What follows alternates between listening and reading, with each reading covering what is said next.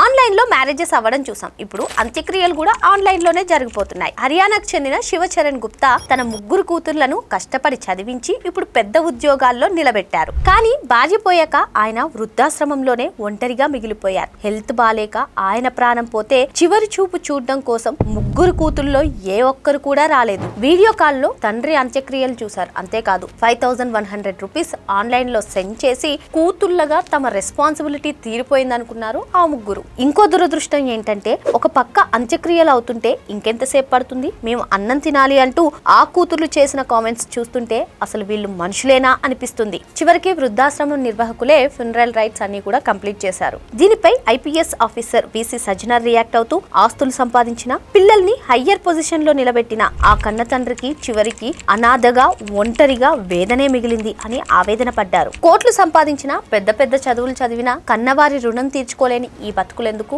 Online money, digital screens కన్నపేగు అనుబంధాన్ని fulfil చేయగలవా? తల్లిదండ్రులు బతుకున్నప్పుడు ఆదరించకుండా చివరి క్షణాల్లో తోడుగా ఉండనప్పుడు ఇక మనం మనుషులుగా ఉండి ఇంకెందుకు? పిల్లల భవిష్యత్తు కోసం తన జీవితాన్నే దారపోసినటువంటి తండ్రికి మిగిలిన గొప్ప గిఫ్ట్ ఇదేనా? మరి ఈ స్టోరీపై మీ ఒపీనియన్ ఏంటో కామెంట్ చేసేయండి.